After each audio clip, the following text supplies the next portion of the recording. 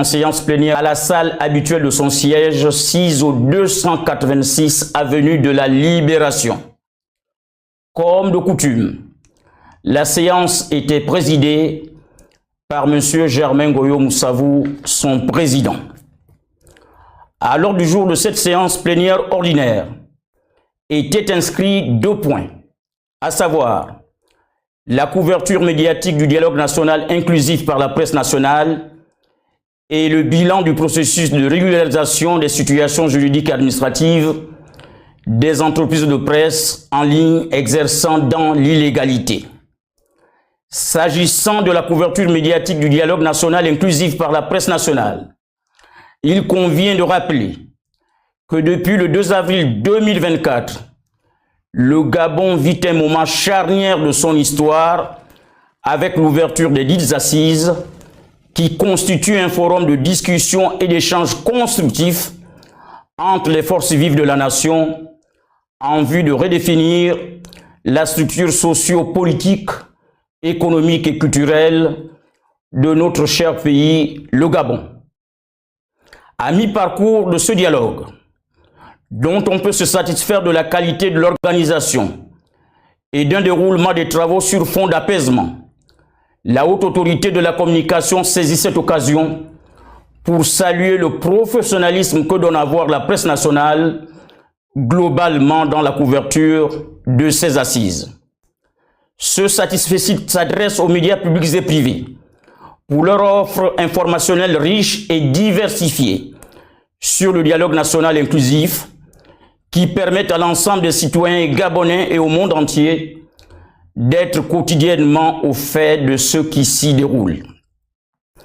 Leur rôle déterminant dans le relais des informations relatives à ces assises est bien perceptible à travers des comptes rendus, reportages, chroniques, analyses et éditoriaux proposés chaque jour dans des programmes et rubriques dédiés à cet effet.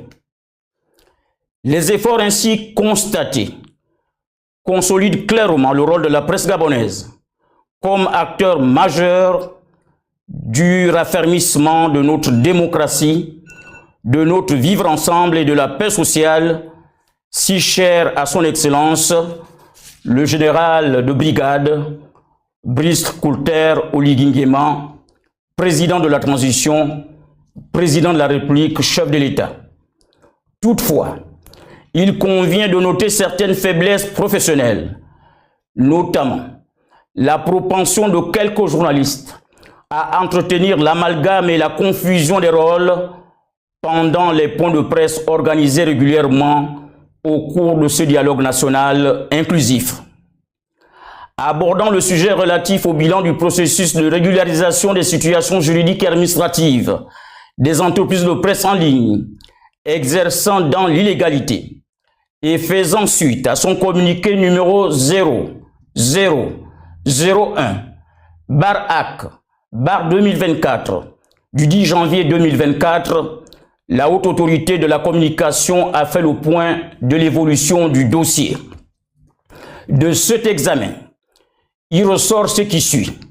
Sur 121 entreprises de presse en ligne recensées et suspendues par la HAC, faute d'autorisation de paraître, seules 13 ont régularisé leur situation juridique et administrative auprès de l'institution. À ce jour, le nombre de journaux en ligne en situation régulière en République gabonaise est de 41. Suite à ce constat, l'autorité de régulation appelle à nouveau les entreprises de presse en ligne concernées à entreprendre les démarches juridiques et administratives nécessaires auprès des services compétents en vue de l'obtention de leurs autorisations de paraître conformément au texte en vigueur en République.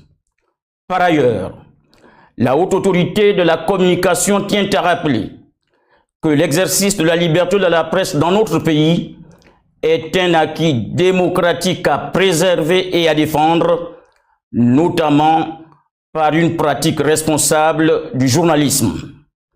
La construction du nouveau Gabon, en effet, ne saurait s'accommoder d'une presse licencieuse et liberticide.